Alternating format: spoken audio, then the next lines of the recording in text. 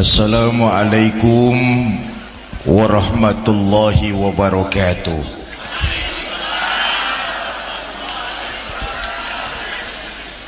Alhamdulillahi rabbil alamin. Salatu wassalamu ala asrafil anbiya'i wal mursalin Sayyidina wa maulana Muhammadin wa ala alihi wa sahbihi ajma'in, amma ba'du. Yang mulia para ulama, para kiai, para asatiz dan asatizah, yang saya hormati para tokoh masyarakat, bapak-bapak pejabat pemerintah baik sipil, TNI maupun Polri, panitia peringatan Maulid, ibu bapak, saudara-saudara kaum muslimin yang saya cintai. Dari sekian banyak nabi dan rasul yang diutus, cuma 25 yang wajib kita imani. Dari 25, 5 yang terpilih mendapat predikat ulul azmi. Nabi Ibrahim, Nabi Musa, Nabi Nuh, Nabi Isa, Nabi kita Muhammad sallallahu alaihi wasallam. Dari 5 nabi yang berpredikat ulul azmi, cuma 1 yang bergelar rahmatan lil alamin. Siapa dia? Tidak lain Nabi kita Muhammad sallallahu alaihi wasallam. Iya Bu? Iya Bu? Apaan? Sok tahu. Saya malam ini bersyukur lewat Wali Kota Bernun, Bapak Haji Tengku Jamaluddin, yang karena wasilah beliau malam ini saya bisa meneruskan silaturahmi yang dilakukan oleh orang tua saya Kiai Haji Zainuddin MZ 12 tahun yang lalu. Betul ya? Dulu kata Pak Haji Jamaluddin, di Jumadil Akhir mau masuk bulan Rajab, di sini diadakan tablik akbar memperingati Maulid yang penceramahnya Allah yarham Kiai Haji Zainuddin MZ. Akhir Maulid mau masuk Rajab, sama seperti malam ini nih. Dari sini, dari PD beliau pulang, masuk bulan Rajab, lalu masuk bulan Sa'ban. Tanggal 3 Sa'ban beliau dipanggil oleh Allah subhanahu wa ta'ala wafat, meninggalkan alam dunia. 2 bulan pulang dari undangan Pak Haji Jamaluddin, beliau wafat.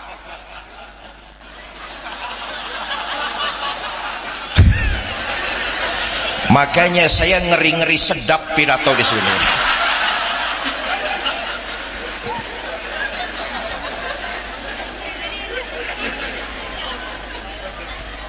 Bapak Ibu, saudara-saudara kaum muslimin yang saya cintai, dari 5 yang bergelar ulul azmi, 1 yang berpredikat rahmatan lil alamin, Nabi kita Muhammad sallallahu alaihi wasallam.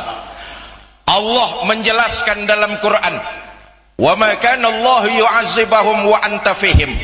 Muhammad, selama kau masih ada di tengah-tengah umat, azab tidak pernah aku turunkan. Kenapa Allah tahan azabnya? Karena Nabi kita Muhammad sallallahu alaihi wasallam masih hidup di tengah-tengah umat.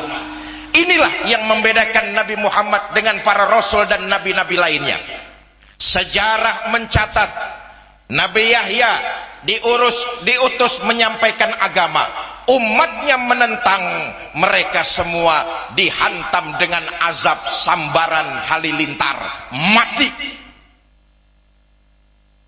Nabi Nuh diutus menyebarkan risalah agama, umatnya menentang, dihantam dengan banjir bandang.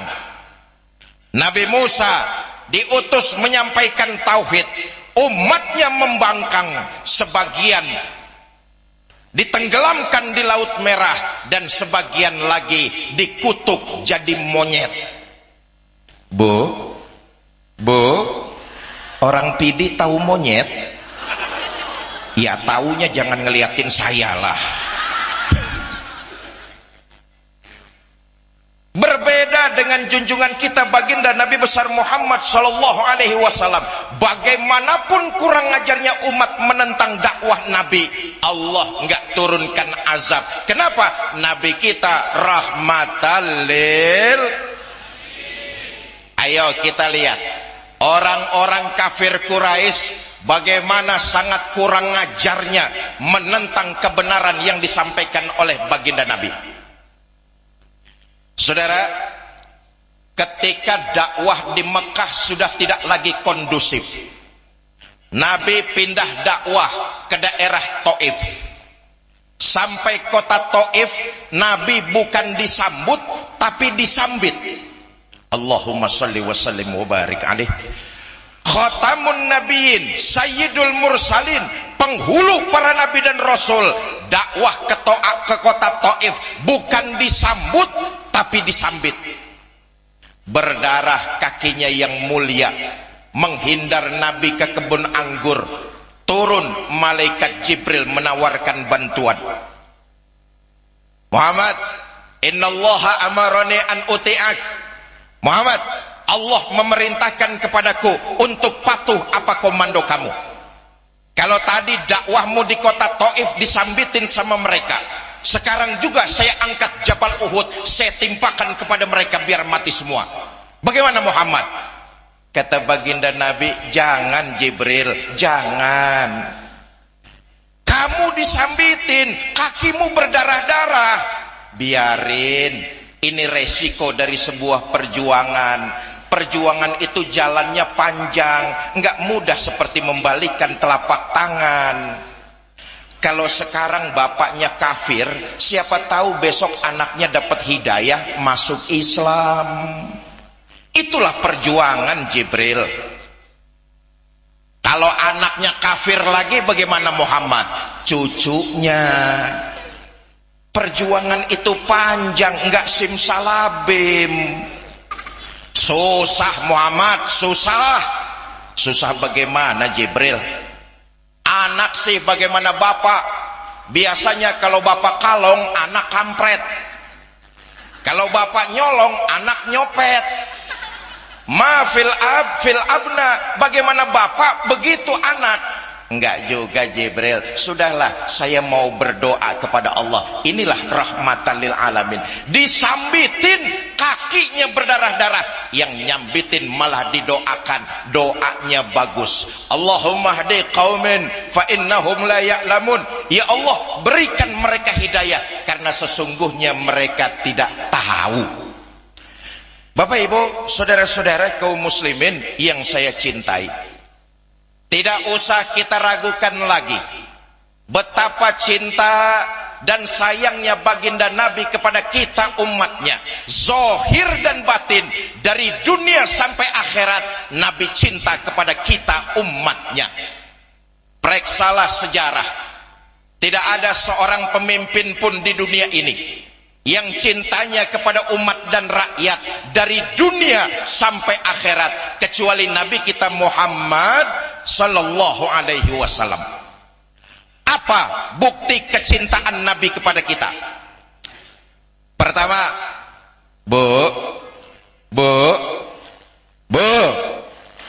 bukti cinta Nabi kepada kita. Saudara, untuk ukuran hidup orang Pidi, kota Bernun ya. Untuk ukuran hidup orang Bernun, Nabi itu hidupnya sederhana. Rumahnya kecil, tidurnya di atas pelepah daun korma, kadang-kadang sampai berbekas di pipinya yang mulia. Allahumma sholli wa sallim wa barik alaih. Sarapan paginya seteguk air zam-zam, sepotong roti, kadang-kadang 1-2 butir korma. Dalam kondisi yang sangat sederhana, Allah pernah menawarkan bantuan. wala saufa yu'tika rabbuka fatarda. Muhammad, kamu mau apa? Minta saja, aku penuhi kebutuhan kamu, asal bisa membuat hati kamu senang. Mau apa Muhammad? Ngomong. Mau harta yang banyak? Ngomong. Mau jabatan yang tinggi? Ngomong. Mau pangkat yang luas? Ya terusin aja sendiri. Mau apa Muhammad? Semua aku berikan asal bisa membuat hati kamu senang. Ngomong saja. Dapat tawaran begini dari Allah, apa jawab Nabi kita? Izan ya Rabb, kalau memang demikian ya Allah, la arda wa wahidun min ummati finnar. Ya Allah, apa artinya harta yang banyak, jabatan yang tinggi, pangkat yang luas, itu semua tidak mampu menyenangkan hati saya selama masih ada satu saja umat saya yang ketinggalan di neraka. Walhasil Nabi lebih memilih umat dan rakyat hidup sederhana daripada bergelimang harta, pangkat dan jabatan. Sekarang ada nggak pemimpin kayak begini? Hei, hei,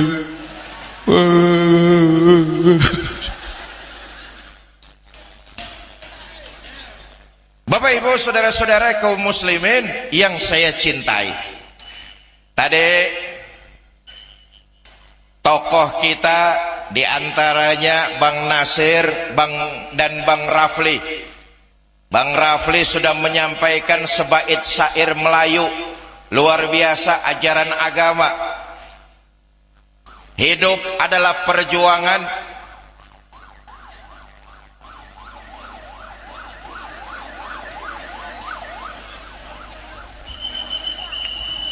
Iya, tolong diatur, jangan mengganggu ambulan, tolong dikasih jalan jamaah ya. Sebentar, iklannya lewat dulu. Tadi Bang Rafli menyampaikan sebaik syair luar biasa. Hidup adalah perjuangan. Orang yang hidup tidak mau berjuang laksana mayat yang sedang berjalan. Itulah yang diajarkan baginda kita Nabi besar Muhammad sallallahu alaihi wasallam. Hidup adalah berjuang. Berjuang adalah penuh dengan keyakinan. Selama berjalan di atas nilai kebenaran, teruslah berbuat dan berjuang. Jangan pernah takut salah dalam berjuang. Nah, ini saya titip pesan adik-adik saya, para remaja, para pemuda muslim Kota Bernun, para pemuda,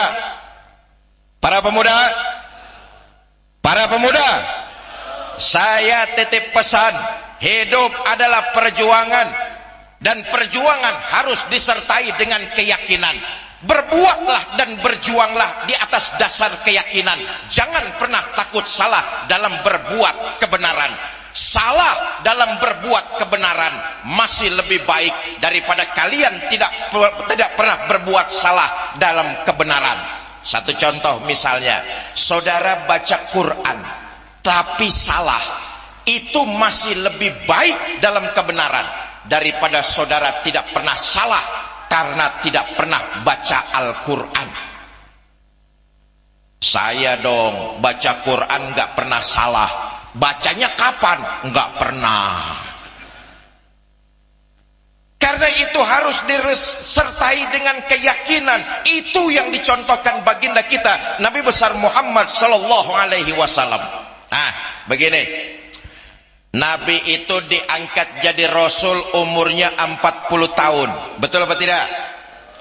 Mula-mula dakwah yang dilakukan Nabi sembunyi-sembunyi. Dari rumah ke rumah, dari pintu ke pintu, dari orang ke orang. Dakwah 3 tahun sembunyi-sembunyi, dapat pengikut nggak lebih 11 orang. Sudah nggak digaji, nggak dapat fasilitas, nggak ada tunjangan beras. 3 tahun dakwah sembunyi-sembunyi, yang ngikut nggak lebih 11 orang. calon pemimpin mana yang masih mau kampanye?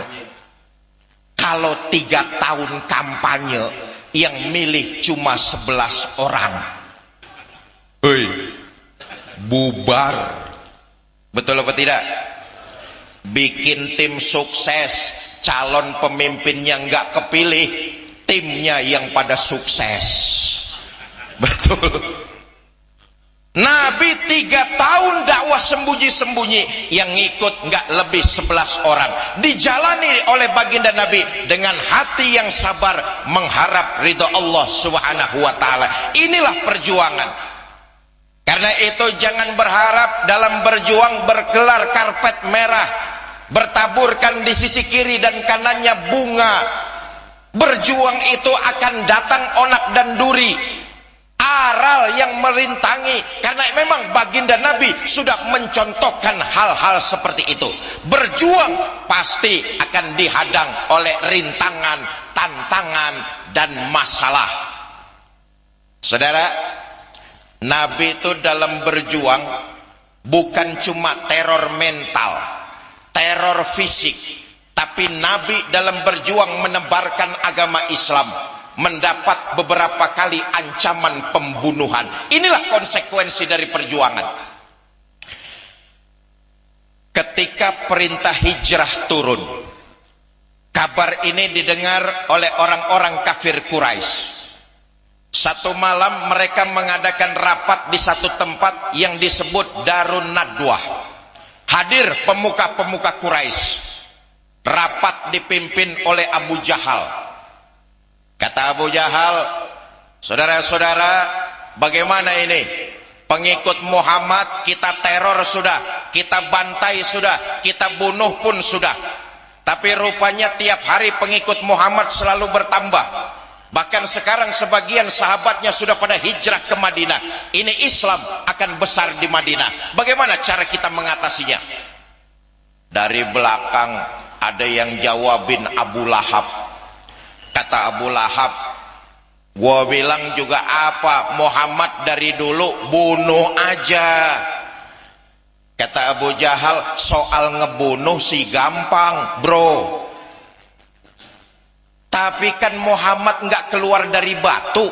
Dia punya keluarga, famili, handai tolan. Nanti kalau keluarganya nuntut balas bagaimana? Kata Abu Lahab, gampang. Kita orang-orang Quraisy ini punya banyak suku.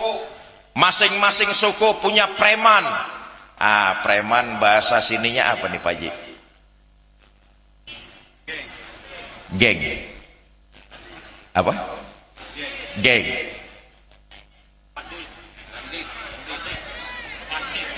Pandi. Wandi. Pandi. Ya sudah, preman sajalah. Kita ini orang-orang Quraisy kan punya banyak suku, masing-masing suku punya preman.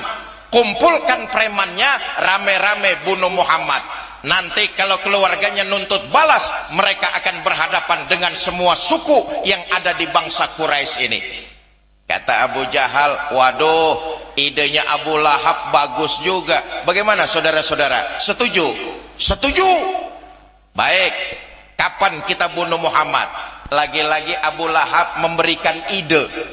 Sudahlah, nggak usah lama-lama, besok malam saja kita bantai Muhammad. Kata Abu Jahal, oke, besok malam kita bunuh Muhammad. Tapi yang ikut rapat malam ini jangan sampai membocorkan keputusan rapat kita. Siapa yang membocorkan keputusan rapat malam ini, maka akan dikenakan sanksi. Bagaimana? Setuju? Setuju. Baik, rapat selesai, silakan bubar. Selesailah rapat, pulanglah mereka ke rumahnya masing-masing. Karena rapatnya sampai tengah malam, di rumah pada ditanyain sama istrinya, Pak, rapatnya kok malam amat, Bapak rapat apa rapet? Rapat Bu, besok malam mau ada pembunuhan. Pembunuhan? Iya. Siapa yang mau dibunuh? Muhammad, tapi jangan bilang siapa-siapa ya Bu ya. Iya Pak, iya. Besok pagi istrinya belanja sayuran. ngobrol sama tetangganya, Mbak, nanti malam mau ada pembunuhan. Pembunuhan? Iya. Siapa yang mau dibunuh? Muhammad. Tapi jangan bilang siapa-siapa ya Mbak ya. Iya. Ini tetangganya ngomong sama tetangganya yang lain. Yang lain ngomong lagi sama yang lain. Begitu seterusnya. Dan hampir sesiang itu sebagian besar penduduk Mekah sudah pada tahu kalau entar malam mau terjadi pembunuhan. Tahu dari mana? Yaitu tadi dari gerakan jangan bilang siapa-siapa. Lepas maghrib kota Mekah sepi, habis isya makin sunyi. Mendekati setengah malam masuk preman-preman yang disewa oleh Abu Jahal, ngepung rumah junjungan kita baginda Nabi besar Muhammad sallallahu alaihi wasallam. Saudara, malam itu di rumah Nabi cuma ada 3 orang.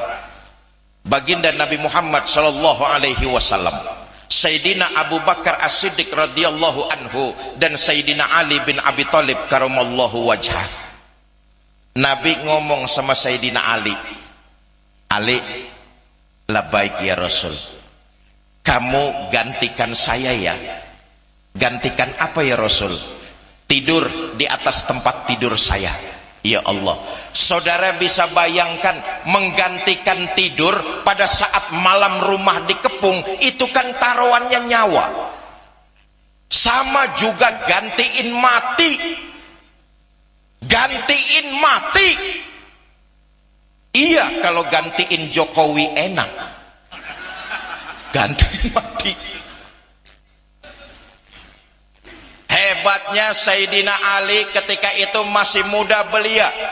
Beliau tahu resikonya mati, tapi nggak nolak. Inilah perjuangan dalam menegakkan nilai-nilai kebenaran. Jangankan berkorban tenaga, jangankan berkorban harta, berkorban nyawa sanggup dilakukan oleh Sayyidina Ali bin Abi Thalib. Padahal Sayyidina Ali kalau mau nolak jawabannya gampang. Umpama, Ali, kamu gantikan saya ya, tidur di atas tempat tidur saya. Kalau Sayyidina Ali mau nolak, jawabannya gampang. Ya Rasulullah, kenapa mesti saya? Abu Bakar saja yang sudah tuaan sedikit itu. Tahu resikonya mati, masih muda, beliau nggak nolak. Baik ya Rasulullah, saya akan tidur menggantikan tuan. Berangkatlah tuan hijrah fi amanillah. Abu Bakar, saya ya Rasulullah, ayo kita berangkat hijrah. Ya Rasul, sebentar, ini preman-preman kafir Quraisy ngepung rumah kita nih. Bagaimana caranya supaya kita keluar mereka nggak lihat ya Rasulullah? Nabi mengambil segenggam pasir, kemudian beliau membacakan ayat, wa ja'alna min baini aydihim sadda wa min khalfihim sadda fa aksaynahum fahum. Terjadi mukjizat. Pasir ditebarkan oleh baginda Nabi. Preman kafir Quraisy ngepung rumah beliau. Nabi bersama Abu Bakar lewat, tidak terlihat. Saudara, yakinlah dalam berjuang, jundullah, tentara-tentara Allah pasti akan datang membantu kita. Bapak Ibu, saudara-saudara kaum muslimin yang saya cintai, persoalannya kita ini tiap tahun bikin maulid. Ini tahun keberapa Pak Haji Jamal? Ini tahun ke-13. Didahului dengan tadi pagi santunan sekitar 600 sampai 700 anak-anak yatim piatu kita ya. Hal semacam ini sudah kita lakukan kurang lebih 13 tahun. Persoalannya, kita ini baru sekedar pinter ngaku umat baginda Nabi. Kita ini baru cuma sekedar pandai ngaku cinta kepada baginda Nabi. Persoalan yang utama adalah di akhirat nanti kita diaku umat baginda Nabi apa tidak. Kita ini yang hadir masih banyak yang baru cuma sekedar pinter ngaku. Persoalan utamanya di akhirat nanti kita diaku apa tidak sebagai umat baginda Nabi besar Muhammad sallallahu alaihi wasallam. Saudara, yang namanya ngaku tentu boleh-boleh saja. Semua orang bisa namanya ngaku, ongkosnya murah. Betul apa tidak? Bu, saya tanya nih, ibu kenal sama Pak Prabowo? Ngaku. Pak Prabowo kenal sama ibu? Kasihan deh lo. Apa bedanya sama kita? Kita fasih mulut mengatakan cinta kepada baginda Nabi, ngaku. Persoalan besarnya di akhirat nanti, kita diaku apa tidak jadi umat baginda Nabi besar Muhammad sallallahu alaihi wasallam. Kalau kita mau diaku sebagai umat baginda Nabi di akhirat nanti, kita semua ingin mendapat syafaat Nabi kita Muhammad sallallahu alaihi wasallam. Pertama, berakhlaklah kita kepada Allah Subhanahu wa taala. Ini sesuai dengan amanat yang tadi disampaikan oleh PJS Bupati Pidi. Nabi diutus ke alam dunia tidak lain dan tidak bukan untuk menyempurnakan akhlak. Akhlak kepada siapa? Kepada Allah Subhanahu wa taala. Bernun bisa maju bukan cuma karena kecanggihan teknologinya saja. Pidi bisa jaya bukan karena perputaran ekonominya yang luar biasa. Bahkan Aceh, Indonesia bisa bermartabat di mata dunia kalau kita masyarakatnya memiliki moral dan akhlak yang mulia. Maka diutusnya Nabi ke alam dunia tidak lain dan tidak bukan mengajak manusia untuk berakhlak kepada Allah Subhanahu wa taala. 13 tahun Nabi di Mekah, beliau konsentrasi, fokus menanamkan kalimat iman dengan bukhul la ilaha illallah. 13 tahun Nabi di Mekah menanamkan iman yang mantap ke dalam diri setiap manusia. La ilaha illallah. Kalau mulut mengatakan la ilaha illallah, itu artinya tidak ada Tuhan yang wajib kita sembah kecuali Allah. Tidak ada yang harus kita mintakan pertolongan kecuali hanya kepada Allah. Tidak ada yang kita takuti kecuali hanya kepada Allah. Kalau mulut kita la ilaha illallah, maka harus dibarengi dengan seluruh perbuatan kita dalam kehidupan ini. Sayangnya kita ini masih fasih beriman dalam ucapan, tapi jauh dari perbuatan. Mulutnya fasih benar, saya beriman kepada Tuhan yang Maha Esa. Dengar di kantor mau ada mutasi jabatan, kasak kusuk nyari mbah. Mulutnya fasih benar, saya beriman kepada Allah. Di pasar dagangan pengen laris, kasak kusuk nyari dukun. Ada di sini yang kayak begitu, ada? Yang mana orangnya? Bapak Ibu, saudara-saudara kaum muslimin yang saya cintai, berakhlak kepada Allah artinya baginda Nabi 13 tahun di Mekah fokus menanamkan iman supaya manusia berakhlak menyembah hanya kepada Allah Subhanahu.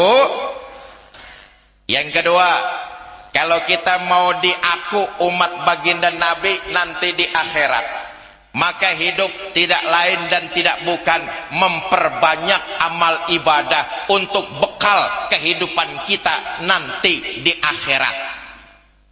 Nabi satu-satunya manusia yang dosanya sudah mendapat jaminan ampun dari Allah.